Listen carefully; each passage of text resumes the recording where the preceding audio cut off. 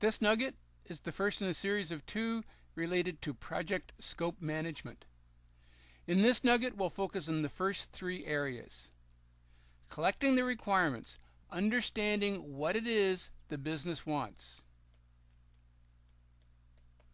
Once we have a solid understanding of the requirements, we will then define the scope, specifically what the project is going to deliver for the business, and we will continue to evolve the scope through the definition of the WBS, the work breakdown structure, which identifies all of the work required to complete the scope, which will define or satisfy the requirements that the business wants for the project. In our next nugget, we will talk about verifying the scope, the day-to-day activities associated with making sure we're delivering what it is and making sure that we're delivering the project on time. The first step of scope management is defining the requirements. It's all about defining and documenting the business needs, getting a full understanding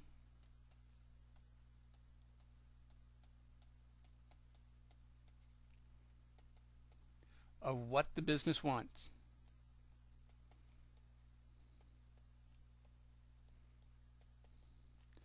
A full understanding of what the business wants. Once you have that full understanding of what the business wants, we're well on the way for successful project delivery, because that allows us to define and manage the expectations. We now know and have documented and have agreed upon all of the requirements, all of the expectations, everything that it is that the project is expected to deliver. So collecting and defining the requirements is a very large, very critical upfront requirement. And when I say large, I'm going to say that is relative, as in large. We are in project startup. We're simply at the first step of collecting the requirements for the project. We are in planning stage for our project. So when I say large, it's relative large. We're not doing the project, we are planning the project. But we must define and document those business needs at a sufficient level of detail that we can truly define what it is, the scope for our project. It's a large, and I will again repeat, relatively large, or relative to the overall size of the project, a large requirement, because we must get the requirements right. So how do we go about doing that? So how do you go about collecting requirements? Well, there's many ways of collecting requirements. Here are some of the more common methods suggested by the PMBOK guide. Conduct interviews. You or one of your team members talk to the users. Talk to the business. Document the results of those interviews and ask the right questions in the interviews, and you'll be well on your way to understanding what the business requirements for the project are going to be. Run focus groups where you bring in key business people and use focus group techniques to understand and to document the business requirements.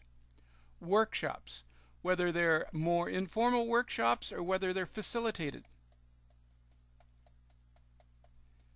workshops, to again work with the business community to understand what the requirements for the project are going to be.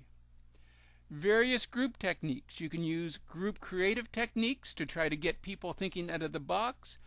You can use group decision making processes to help reach consensus with groups. You may be able to create specific questionnaires or surveys and send them to the business and have the business users complete them to help them document their requirements. Depending on the type of the project, you may be able to go in and do direct observation of the business doing their jobs, and from that observation define and document the requirements for the project. Often you may want to create a prototype or a model And whether that is a physical model, whether that's a computer model, whether that is a set of actors acting out the requirements, but use some sort of prototyping or model to define the requirements. The key is you need to document the requirements. And as we said moments ago, you need to document the requirements at sufficient level of detail that's going to allow you to plan the project. A requirements traceability matrix. I would suggest, and the PMBOK suggests, a requirements traceability matrix is one of the key tools you have in your project manager's toolkit to help you collect, document, and ongoing manage the requirements. So what is a requirements traceability matrix? It's, simply put, it's a table that says here's the requirement, here's how I'm going to solve it, and here's where in detail the project is addressing, satisfying the specific requirement. So a requirement traceability matrix is a very simple table that simply lists the requirements and identifies how the project is going to satisfy those requirements. The first step in scope definition is developing an effective scope management plan. You need to understand the level of detail that's going to be appropriate for your project. Small, simple projects that may take one person 3 months to complete, will certainly require a far less detailed scope plan than a very large, complex project that's going to take tens to hundreds of people and months to years to complete. So it's very important that you understand the level of detail appropriate for your project and develop your project scope document based on the appropriate level of detail based on the size and complexity of your project. Another significant factor you need to bring into account in scope planning is the general project environment. How successful has your organization been delivering projects in this particular area, for this particular business unit, using this technology? What is the company's experience? How has the company succeeded or failed? What aspects of scope in previous projects aided in the success of the project or resulted in the failure of projects? You need to understand the project environment. You need to look at the history. You need to learn from mistakes. You need to look at the lessons learned from other projects and factor that in as part of your overall scope plan. The final result is you need to produce a scope management plan. The scope management plan is going to define the process to be used to define the scope and the overall management of the scope. Again, the scope management plan needs to be defined at the appropriate level of detail. Small, simple projects may require a sentence or a paragraph in the overall project plan defining the scope management strategy. Large, complex projects may require a separate document specifically outlining the roles and responsibilities, the processes to be followed, the change management processes to be followed. So again, you need to apply a great degree of control and discipline in producing your scope plan to ensure that you're defining and managing the scope at the appropriate level of detail commensurate with the project's size, the project's importance, and the overall project's complexity. So with the requirements well defined and the scope management plan, now more commonly referred to as the requirements management plan, and you're going to get that throughout the series. I'm going to refer to many of the documents based on the original, or not original, but the previous PMBOK definition of scope management plan and the newest definition as per the 4th edition of the PMBOK guide, which is the requirements management plan in place. It's time to start defining the scope. Defining the scope is really taking the results from the collection of the requirements and documenting them to define exactly what it is, what the project is going to do. This is the project. It's going to take all of the requirements that we have gathered, and it's going to identify the requirements that's going to be in our project. Our project will address. And that may cause you to say, well, why would some of the requirements that we got from the business may not be part of our project? It's simply because the nature of the type of those requirements are not appropriate for this particular project. My background is heavily in IT, and there are many business requirements that simply aren't appropriately resolved or addressed through computer technology. So my project would only pick up those business requirements that are appropriate for automation, and other business requirements would have to be handled through either existing manual processes or revised manual processes.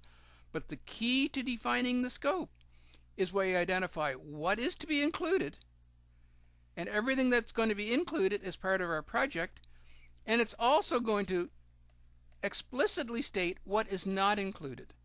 And in some instances, it's easy to explicitly state what's not included.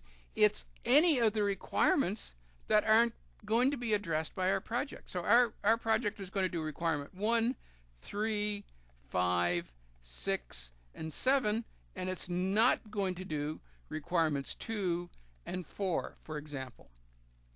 But there may be other areas, there may be other things that came up in discussing with the business that aren't explicitly on the requirements list that still need to be excluded from the project. So again, taken from some of my IT background, I am going to develop a new application that's going to look after requirements 1, 3, 5, 6, and 7, and is not going to look after business requirements 2 and 4. But it's also not going to be involved with training. It's also not going to be involved with business process engineering. It's also not going to be involved with. Effectively, what we're doing with the defining of the scope is we're defining what is in our scope box and what is not in our scope box. To provide an example, let's take a scenario where we're going to build a bread box. And yes, I mean a bread box, that metal container, that plastic container that sits on the counter in your kitchen that stores bread to keep it fresh. So to define our bread box, let's set up our matrix, set up 2 columns, and say what is in scope and what is not in scope. So in scope, we're going to define the dimensions.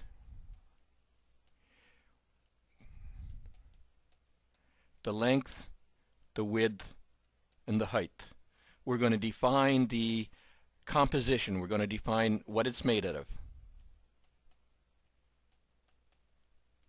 So we're going to define our bread box with dimensions. We're going to define that our bread box is made out of metal. We're going to define the opening, that it has an opening on the front, that it hinges from the bottom, and so on. So those are the kind of things we need to define in scope to define what is in scope. But we also need to define what is not in scope. Maybe you're a fan of high-tech gadgets and you are aware of a bread box that has automatic controls.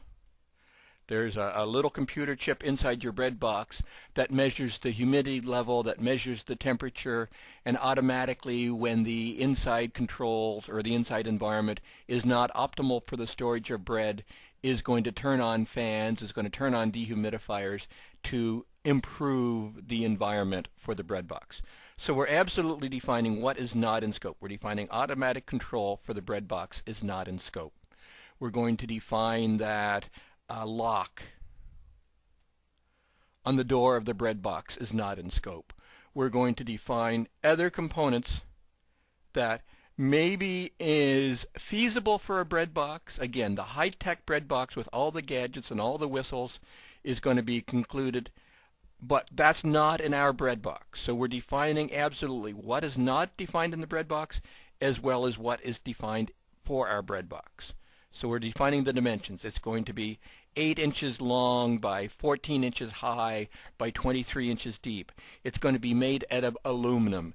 It's going to have an opening on the front that is going to hinge from the bottom. But we're defining what it is not. It is not a high-tech breadbox. It does not have automatic control. It does not have locking. It does not have. So again, often you can see that our definition of our breadbox, and I think a breadbox is a fairly simplistic thing that most people can associate with.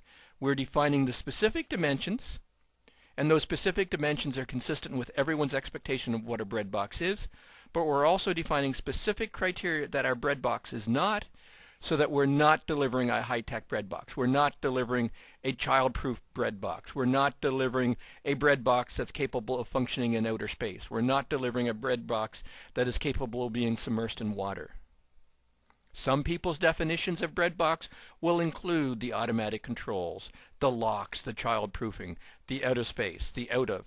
So by defining the not, we're absolutely managing expectations, because that's what scope definition is all about. It's managing expectations to ensure that we're defining what is included in the scope, the dimensions, the composition, the opening, and we're defining what is not to ensure that people's wild dreams, that we are absolutely managing the expectations. We're making it very clear what is in the scope of our project and what is not in the scope of our project. When we're defining scope, effectively we're creating a box. Everything included in the box is the scope of the project. It's your problem. It's your project. So in the case of our breadbox, we define the dimensions, the length, the width, the height. We determine the materials. We determine the opening. Now, I'm not going to list the knots out here, but everything outside the scope, not your problem. Not your project. Now, that goes a long way to defining the scope. Everything inside this box is your problem. It's your project. And you're defining the specifics of what the scope is. Everything outside, as I say, is not your project, not your problem. But in most instances, there's going to be cross boundaries. There's going to be inflows to your project. There's going to be outflows to your project. By defining and managing these inflows and outflows, you are again helping to define your scope. So you're defining that it has to accept this input number 1. And you're going to define specifically what that input number 1 looks like. Now in the case of a breadbox, the only input I can think of is the ability to take a loaf of bread and put into the breadbox. And it's going to talk about the input or the output number 2. And again, in the case of a breadbox, the inputs and outputs would be accepting of a full loaf of bread, and the output would be the ability to take bread out of the breadbox for consumption. But if you can take your mind away from our breadbox for a few minutes and think of an order management system, for example. So inbound would be the ability to receive inventory items from our suppliers. Outbound items would be the ability to ship product to our companies. Another outbound item would be the ability to ship invoices to our customers. Another outbound item will be the ability to create returns or warranty support for our product. And inbound will be the payments for our project.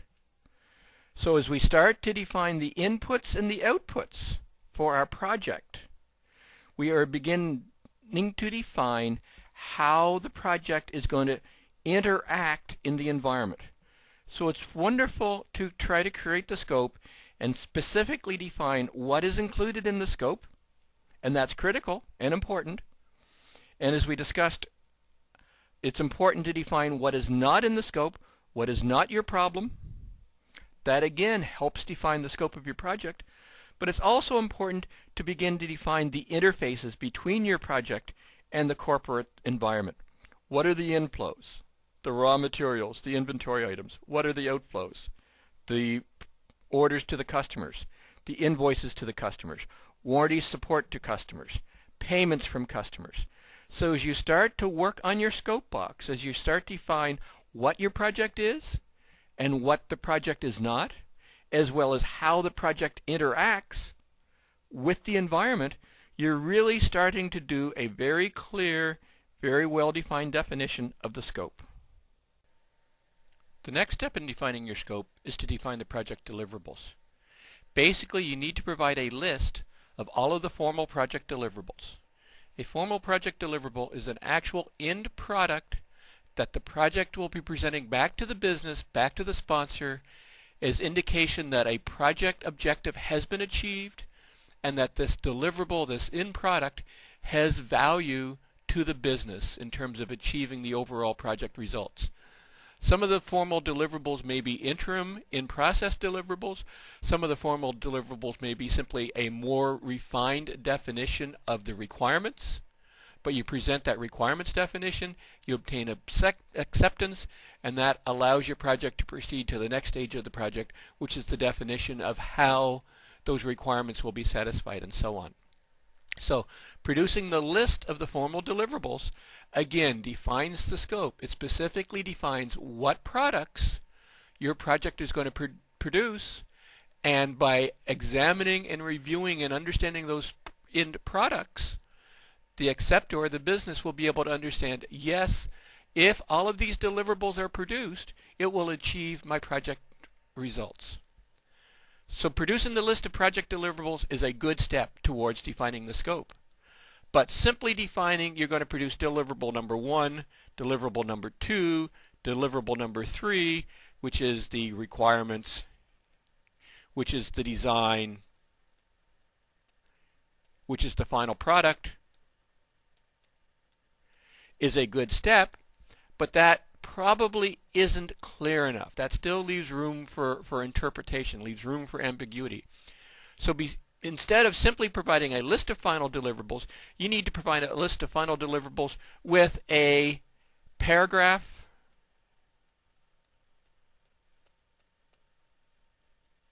defining the purpose. So if you say, I'm going to produce a requirements document and have a paragraph that says the requirements document will list all of the business requirements, or better still, the requirements document will list the 5 major business requirements that are going to be supported by this application. Again, you're better managing the expectations, you're better ensuring that the requirements document that addresses 5, remember we stated the number, 5 business requirements, is going to support the final goal for the business. The next step in definition for requirements or the formal deliverables is to not to just produce a paragraph defining the purpose, is going to produce a full table of contents that says the requirements document is going to contain section number 1, executive summary, section number 2, evaluation of current situation, section number 3, evaluation of alternatives, section number 4, selection of preferred solution. So by providing a table of contents for your formal deliverable, you're again better refining what that end product, what that deliverable is going to look like, allow the business to better ascertain, is this achieving my purpose?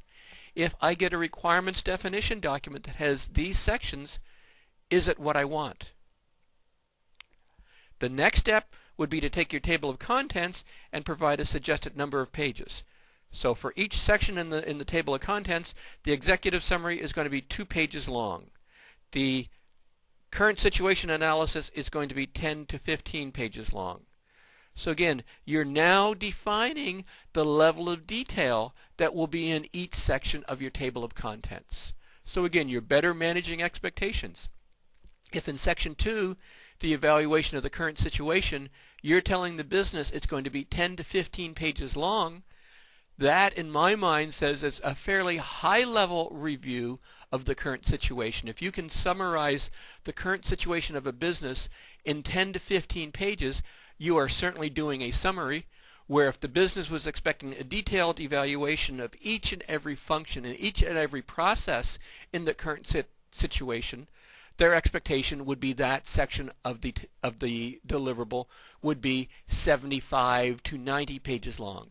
So again, you're doing a good job of defining the expectations. You're doing a good job of managing the expectations to ensure that there's no ambiguity. The final step would be to, again, provide a paragraph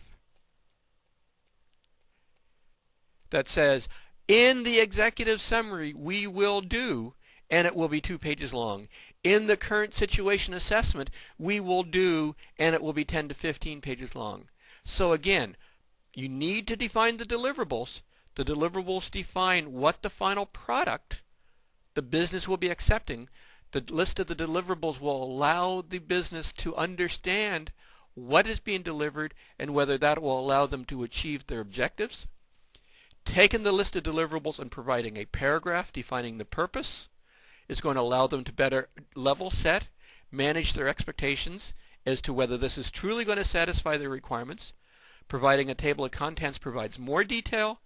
Providing a table of contents with the number of pages is going to, again, further refine expectations. And finally, providing the table of contents with the number of pages and the description of what's going to be in it is going to do, I believe, an excellent job of managing expectations. So why did I present this as options? Why did I say you could just do a list of deliverables, or you could do a list of deliverables with descriptions, or with table of contents, or with number of pages, or with complete descriptions? It goes back to our original scope plan. What is the level of detail we need to go into for the scope definition for our project? A small one-person, 3-month project? I don't believe you're going to do a deliverable definition down to the table of contents with estimated number of pages with a narrative for each section in the table of contents. That's too much detail for a small, simple project. But for a very large project that involves hundreds of people and years' worth of effort, defining the deliverables at this level of detail is absolutely essential to ensuring that you are able to understand, able to manage, and able to deliver to the business's expectations. So again, level set, define the deliverables at the appropriate level of detail based on the size and complexity of your project. But by all means, define the deliverables. It's part of the scope definition. It's the part of the scope definition that makes the most sense to the business sponsor, because then the business can say, yes, if I get these 3, 5, 8 deliverables, and if these deliverables have what I expect in them, and you're managing the expectations at the level of detail here, then yes, this project will achieve my stated goals. I will get the benefit from this project that I expect to receive. The next step in the process is to define the acceptance criteria. How are each of the deliverables, how are each of the end products for your project going to be accepted? Only by clearly defining the acceptance criteria, i.e. only by defining the yardstick, the measurement factors that will be applied against the deliverables, the final products, will you truly be able to define the scope of what those end products should look like. Part of the acceptance criteria is the definition of who. Who in the project team, who in the business organization has responsibility for accepting each deliverable, each final product. Ideally, the project sponsor, the project acceptor, would be the acceptor for each of the deliverables, but often the project sponsor doesn't have the subject matter expertise, and in some instances simply may not have the time to devote to accepting each and every single project deliverable. It's key that you understand who is going to accept which documents. So which deliverables are going to be accepted by which individuals from the business community. By working with that individual, you can then ascertain what their acceptance criteria is going to be. Again, understand the yardstick, understand the measurement that they're going to use to define acceptance. And that defines how. How will they accept? How do they measure? If they receive a document, how will they measure that the document has satisfied the objectives? Will they measure it against the table of contents? Will they measure it against the number of business processes? Will they measure it against the style and presentation of the document? How are they going to measure acceptance? And finally, what is the acceptance process? You may think we've already defined the acceptance process by defining who and what, but there's more to the acceptance process than that. What is deemed acceptable? What is okay? Now, what does that mean? Is it okay if the final deliverable, if the final product has errors in it? And you may think instantly, no, you could never accept a deliverable, a final product that has errors in it. But think about something like buying a home. You go in to buy a new home in a new subdivision, you do your final walkthrough, and as part of your final walkthrough, i.e. your final acceptance, you have your measurement criteria, and in that measurement criteria you walk through your home and you determine that there's a piece of finish missing in the closet in bedroom number 2. As you walk through the home, you notice there's a paint chip on the door jamb in the living room. As you walk through the final inspection, you notice that there's a tile cracked in the kitchen. In my experience of buying a home, those 3 flaws are not enough to say, no, I won't accept this home. No, you must rebuild, you must tear the home down and rebuild it from scratch. Those 3 flaws, a missing piece of finish, a chip on a piece of paint, a cracked tile, are not enough to say, I will not accept the home. They're simply saying, the home is okay, but I will accept it with these 3 flaws, but they must be fixed in 10 days. So it's entirely possible in a business scenario to deliver a final product to the business that has flaws. So again, you're defining what is the acceptance criteria, what is deemed acceptable. Are 3 minor flaws acceptable? What if you walked through the home and found 10 minor flaws? Is that acceptable? What if you walked through the home and found 25 minor flaws? You're probably getting to the point where with 25 minor flaws in a brand new home, you're going to say, no, this isn't acceptable. You're not getting my final payment until all of these flaws are corrected. You're not getting any money from me. You're getting no acceptance. If there are 250 minor flaws, absolutely that final product is not acceptable. So you're defining what is acceptable, how many flaws, and you're defining what is a flaw.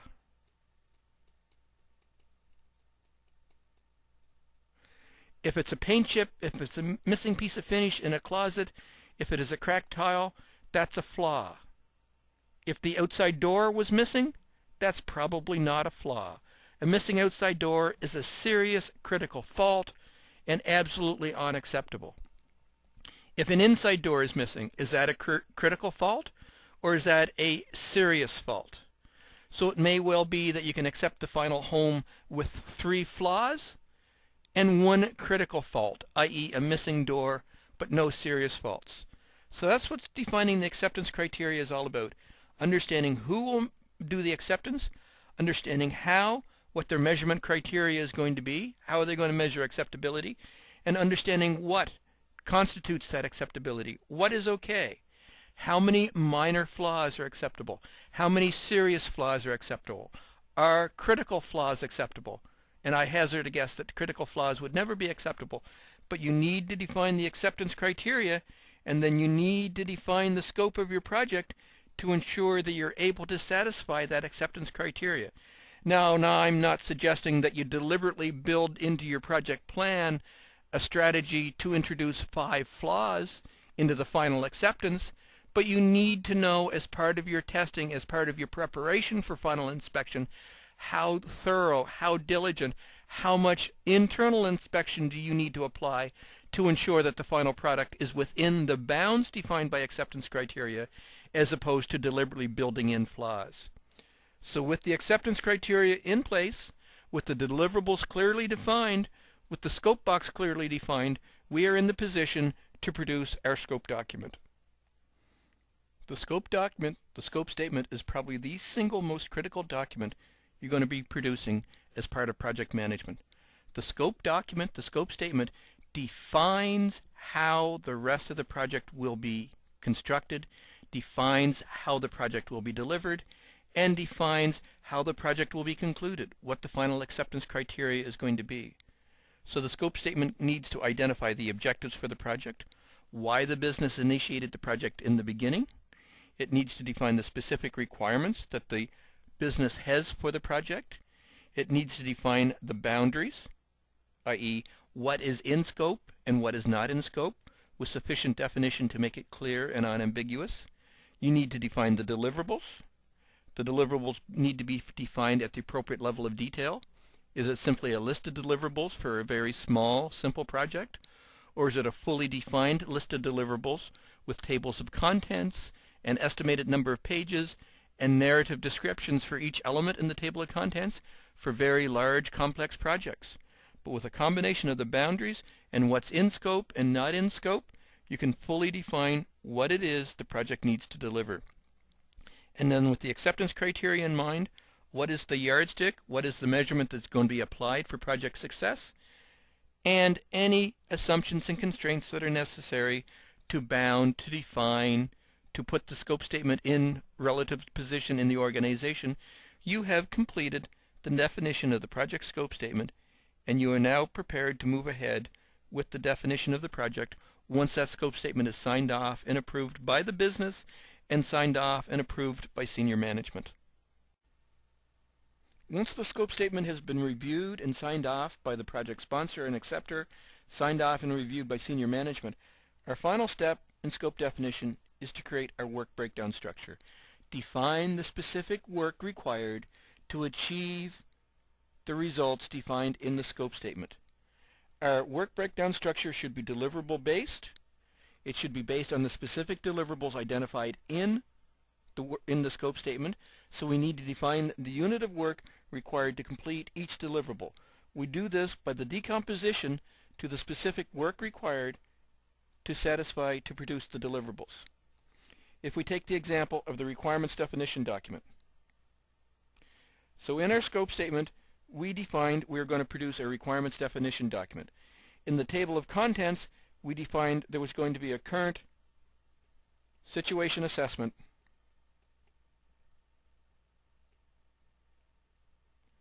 and that's as far as we took it in the scope definition. Here, in creating a work breakdown structure, we identify the specific units of work required to produce the current situation assessment. So the first thing we need to do is to review the system. Then we need to interview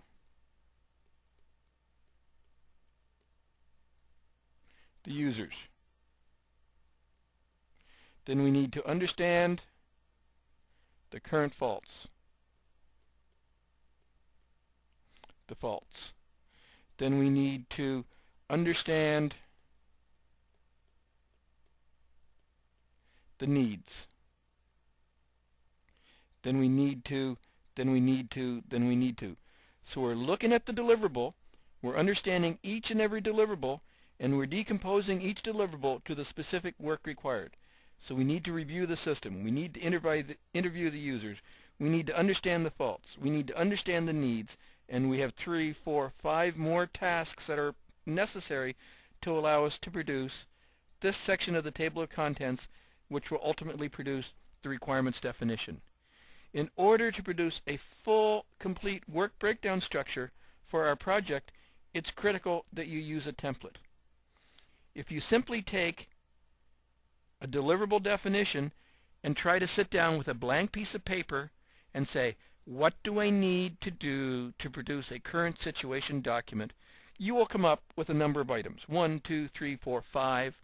You will probably get 75 to 80% of all of the items required to produce a good current situation assessment. But you will miss some. You'll miss the 20%, simply because you can't think of everything at a time. That's where using a template becomes key. The template is not a single person trying to think of everything required at a single point in time. A template has been built over years of practical experience delivering current situation assessments. Your organization may have a wealth of templates that you can use. If your organization doesn't have any specific templates that you can use to create your work breakdown structure, find templates on the web. Find templates in organizational trade magazines, but go out and do a search and find good, practical, useful templates that allow you to build a good, solid, robust work breakdown structure. And actually a good source of templates is the source of all project management knowledge. What we're talking from is PMI. The PMI organization itself provides documentation on sample work breakdown structures across a wide range of industries and a wide range of applications that will allow you to ensure that the work breakdown structure that you're creating that's going to be deliverable based will provide a complete scope definition for each and every piece of work that's required to complete your project. With the work breakdown structure completed, you will present that to senior management, you will present that to your project sponsor, and you will say, based on this work breakdown structure, if I complete all of the work defined in this breakdown structure, will this A, satisfy the statement of requirements, the scope statement that has been produced, and more importantly, if this work is produced, is this your expectation of the work that I need to undertake as part of the project to achieve the business objectives for which this project was initiated? In other words, if my project successfully delivers the work defined in this work breakdown structure, will it address your business requirements? This concludes our first of 2 nuggets on project scope management. This first nugget was focused on scope definition. In this nugget, we talked about collecting the requirements, meeting with the business, conducting interviews, running focus groups, running workshops, using group decision processes to fully document all of the business requirements for the project. We then take that list of all of the business requirements and we define which specific requirements our project is going to undertake, realizing that there may be some business requirements that are not appropriate for our project. We define the scope in terms of what is to be included in the scope of our project and what is not to be included in the scope of our project. And often the most clear definition we're going to get is by defining very succinctly what is not going to be included in the scope of our project. We'll often do a better job of defining the true scope for our project. And then finally, we created the WBS, which identifies all of the work packages that are going to enable us to address the scope, which will satisfy the business requirements of the business unit that we're developing our project for. Our next nugget, we'll look at verifying the scope and controlling the scope, the day-to-day management activities necessary to keep the project on scope during delivery. This concludes our nugget on scope definition. I hope this video has been informative for you, and thank you very much for viewing.